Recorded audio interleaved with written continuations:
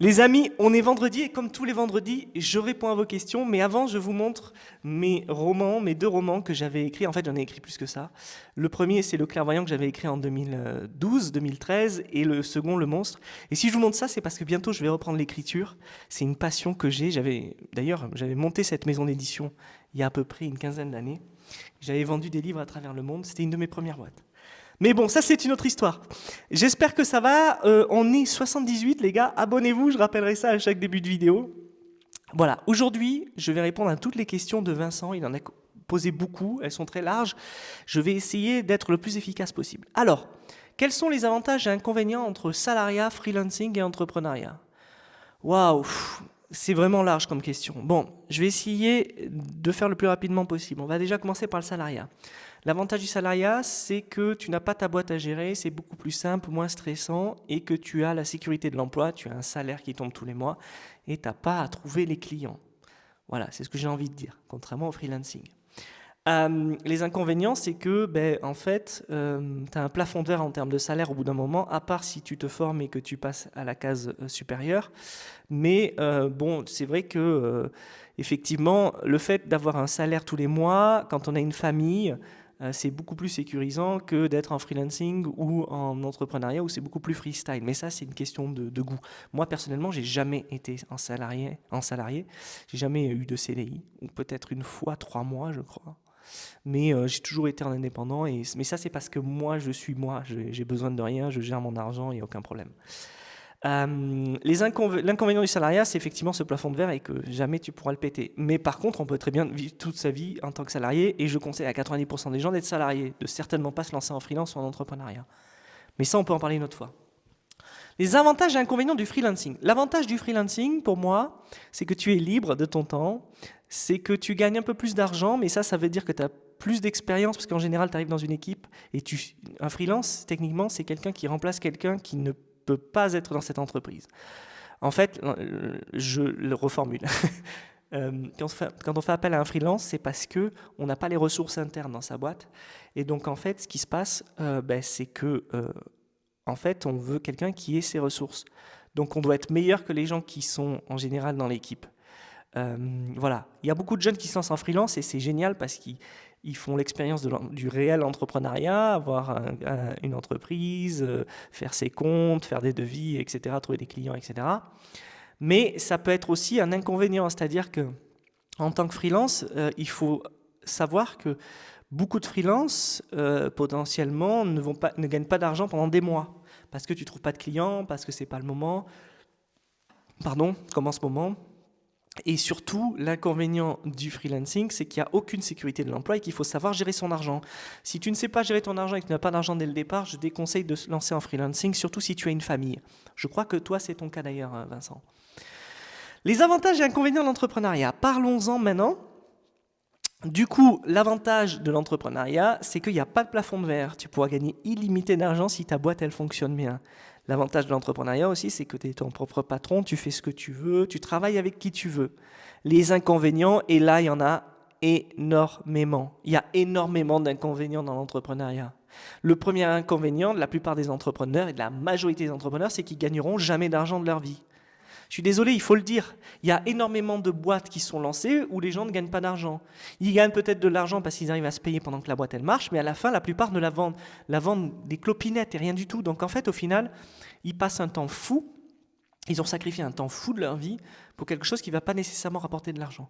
C'est pour ça que c'est très contre-intuitif. Beaucoup de gens se lancent dans l'entrepreneuriat pour gagner de l'argent, mais ils ne se rendent pas compte que ceux qui réussissent et ceux qui tiennent, ce sont ceux qui veulent vraiment être entrepreneurs et qui ne font pas ça pour l'argent. Alors, c'est un vaste sujet, vous vous rendez compte, j'ai plein de questions, je ne peux pas, pas continuer là-dessus, mais en tout cas, c'est ma vision de la chose. Voilà, comment savoir si l'on est plutôt fait pour être freelance ou entrepreneur? C'est tout simple. C'est extrêmement simple. Si tu n'es pas freelance, pose-toi la question, pourquoi tu n'es pas déjà freelance? Moi, j'ai jamais voulu être salarié, j'ai voulu être freelance. Je me suis lancé, je l'ai fait. Ça ne veut pas dire qu'un salarié ne peut pas devenir freelance. Un salarié peut devenir freelance. Mais il ne faut pas croire que du jour au lendemain, c'est la même chose d'être salarié et freelance, de basculer comme ça. Tu vas arriver dans un nouveau monde, il y aura plein de choses qu'il va falloir que tu apprennes. Et puis surtout, je suis obligé de le dire, les amis, je suis désolé, je parle un peu vite, je vais essayer de ralentir le rythme. Je suis obligé de le dire, quand vous êtes freelance, il faut vendre. Si vous n'êtes pas vendeur, ne faites pas freelance. L'époque des plateformes qui vous donnent des missions à foison, c'est fini. Moi, je l'ai connu, ça a été très facile et tout ça, etc. Mais moi, je savais déjà vendre avant d'être freelance. Je vendais déjà, en fait. J'avais plusieurs boîtes, etc. Donc, en fait, ça n'a pas été un problème pour moi. Et ça n'est pas un problème aujourd'hui non plus d'être freelance. Mais si vous ne vendez pas, vous ne pouvez plus compter sur les plateformes aujourd'hui. Donc, c'est un vrai problème. Donc, si tu vas être freelance, pose-toi. Pour moi, il y a une seule question, c'est est-ce que j'aime vendre? Parce que ce que tu vas vendre, c'est du service, des sites web, enfin des sites web dans le cas toi tu es dev, je le sais, donc je te dis ça, des services, des contrats, etc., des trucs de maintenance. Donc ça, il faut le vendre, il faut aller chercher les clients, il faut savoir les trouver, il faut savoir leur parler, il faut savoir booker des trucs avec eux, des meetings avec eux. Et voilà, c'est tout ça. Comment savoir si l'on est fait pour être entrepreneur? Là, par contre, j'ai pas de réponse. La seule réponse, c'est tu te lances pendant 6 mois, 1 an, sache que tu vas gagner 0 thune et que tu vas trimer à mort, que ça va être hyper décourageant. Et si tu abandonnes au bout de 3 semaines, en full time, ça veut dire qu'en fait, tu n'es pas fait pour être entrepreneur. Mais je pense qu'à chaque étape de sa vie, on peut devenir entrepreneur, ça dépend vraiment. Si l'on n'a pas d'idée précise, faut-il écarter l'entrepreneuriat ou peut-on se lancer autrement? Euh, euh, C'est compliqué de répondre à cette question, Vincent, parce qu'en fait, je viens de t'expliquer si tu veux être entrepreneur, il faut de la détermination et l'idée, en fait, j'en ai parlé dans une vidéo précédente, on s'en fout de l'idée. On n'en a rien à foutre de l'idée. Il faut lancer quelque chose, c'est tout. Et il faut tester jusqu'à ce que ça fonctionne. Donc, voilà, c'est ma réponse. Quelles compétences transversales développer pour réussir en indépendant? Alors, la vente, le marketing, le réseau, le networking. Euh, Aussi, si possible, il y a des compétences, des qualités humaines qu'il faut développer. L'écoute, l'empathie. Bien qu'on ait un business et qu'au bout d'un moment il faille trancher, il faut quand même avoir de l'empathie pour ses clients, essayer de comprendre les problèmes, essayer de voir où la boîte se trouve aussi pour sa propre sécurité, ne pas s'engager avec des gens qui ne vont pas pouvoir vous payer. Il y a plein de compétences transversales à développer si tu veux devenir indépendant. Aussi, je pense que devenir indépendant, c'est un état d'esprit. C'est-à-dire que, en fait, si tu ne sais pas gérer tes comptes, si tu ne sais pas te mettre au travail tous les jours, si tu n'as pas de discipline, si tu n'as pas le sens social, c'est-à-dire si tu n'as pas de qualité sociale, si tu ne vas pas vers les gens, si tu ne vas pas parler aux gens, si tu ne fais pas parler de toi sur les réseaux sociaux et tout ça, etc., c'est très compliqué d'être indépendant, je pense, pour moi. Quelles erreurs fréquentes éviter quand on quitte le salariat? De se lancer en freelance. Non, non, non.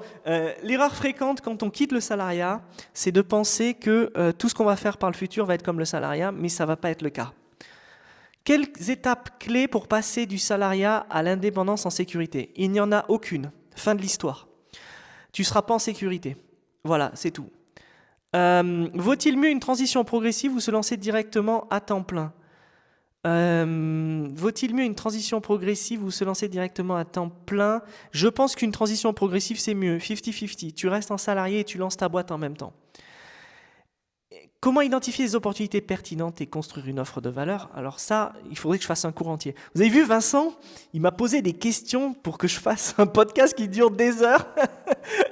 mais comment identifier les opportunités pertinentes? Je ne sais pas. Ça dépend de toi. Construire une offre de valeur, ça, c'est un vrai sujet intéressant.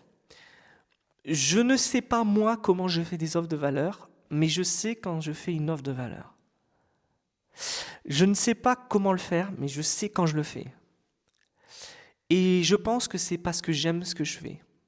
Et il faut vraiment aimer ce que l'on fait. Je sais, ça paraît très nébuleux, surtout pour les gens qui n'aiment pas ce qu'ils font. Si vous ne comprenez pas ce que je dis, c'est que certainement, vous n'aimez pas ce que vous faites. Donc il faut vraiment changer. C'est ma vision. Comment maintenir... On arrive à la fin, il reste 2 questions. Je vais un peu vite, les amis, je suis désolé, parce que sinon, je vais passer des heures. En fait, je pourrais parler des heures, mais ce n'est pas le but. Comment maintenir un équilibre de vie pro-perso quand on devient indépendant? Alors, ça, je vais vous en parler, je vais prendre du temps. Parce que franchement, je vous avoue une chose, Moi, j'y arrive pas. J'arrive pas. J'arrive pas à maintenir un équilibre de vie pro et perso. Je travaille beaucoup. Je travaille beaucoup et c'est pour ça peut-être que ça fonctionne. Alors, c'est contre-intuitif parce que je vous ai dit précédemment que j'essayais de splitter toutes mes heures de travail en 2 heures, en chunk de 2 heures, en chunk. On va essayer de parler français. En partie de 2 heures dans la journée. Et c'est ce que je fais. Mais comme je fais beaucoup de choses, je travaille beaucoup. C'est ça que j'ai voulu dire. Et donc, par exemple, j'ai presque plus de loisirs. C'est triste parce que avant, mon loisir, c'était d'écrire des romans et de les publier et de les vendre et de les envoyer dans le monde entier. J'en ai vendu dans plus de 12 pays. J'ai vendu à peu près 5000 exemplaires de chacun, tout seul. Mais c'était à une époque où personne ne vendait sur Twitter, Instagram et tout. Et c'est pour ça que ça avait plus ou moins fonctionné. Et pour faire tout ça, j'ai dû passer énormément de temps. Aujourd'hui, c'est différent. J'ai une femme, j'ai une famille, j'ai des enfants. Je me rends compte qu'il faut que je me force à amener les enfants au sport, qu'il faut que je me force à faire du sport avec eux, parce que sinon, je passerai toute ma vie ici.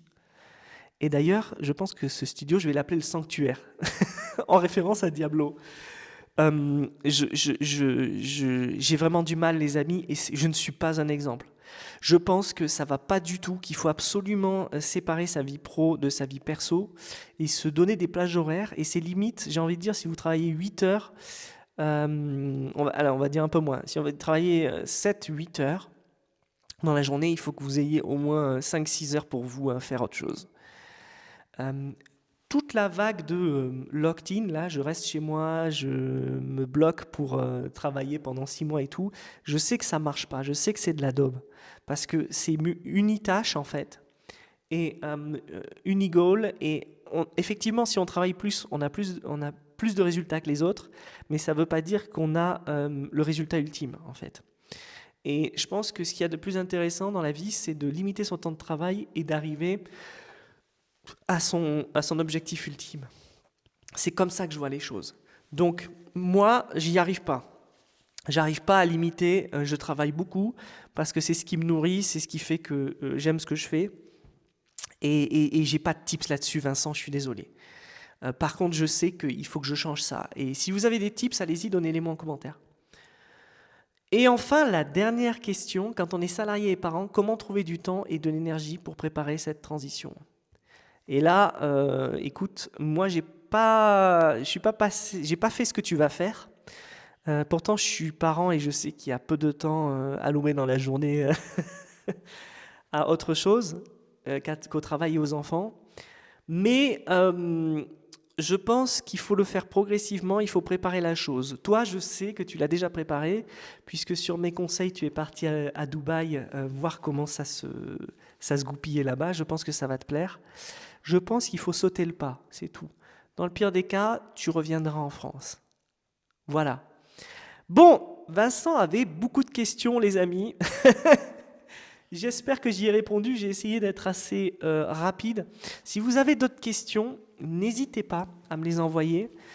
Moi, en tout cas, j'adore faire ces daily, les amis. Je sais que je le rappelle à chaque fin de semaine. Et maintenant, j'ai ce micro, j'ai l'impression d'être un intervieweur. Et vous me posez la question, certains m'ont posé la question, mais Guillaume, pourquoi tu n'utilises pas le micro qui est là, là? Là, j'ai un micro pour mes vidéos. Mais tout simplement parce qu'en fait, j'enregistre sur mon iPhone et que j'ai un système sur mon iPhone avec un micro-cravate au-dessus qui est en fait là-dedans. Il est dans ce micro-là. Et je me sens mieux de faire ça tous les jours. J'ai pas envie de déployer énormément de temps à faire des vidéos YouTube. Parce que vous savez, j'en produis beaucoup des vidéos YouTube. Et j'ai pas envie que ça devienne mon activité principale, hors de là. C'est un vrai plaisir de me poser et de parler avec vous, c'est un vrai plaisir de faire ces vidéos. C'est pour ça que j'en fais 3 à 4 par jour. Oui, je fais 3 à 4 vidéos par jour. Je sais que vous connaissez cette chaîne-là. Je prépare aussi des vidéos qui ne sont pas encore sorties, j'avoue. Mais je fais beaucoup de vidéos et j'ai un rythme de production qui est, entre guillemets, effréné, mais contrôlé. C'est-à-dire que le jour où j'ai pas envie de faire de vidéo, je fais pas de vidéo. Si un jour vous ne me voyez pas faire un daily, c'est que je ne veux pas le faire. Bon, ça n'arrivera pas parce que j'adore les faire et j'adore vous parler. J'ai beaucoup de gens qui viennent me parler. Notamment, j'ai eu un message de Didier hier qui a fait un message. Je te remercie Didier sur LinkedIn qui a dit qu'il suivait mes vidéos.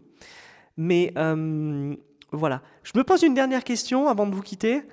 Qu'est-ce que vous pensez du format? Est-ce que vous voudriez que ce soit plus long?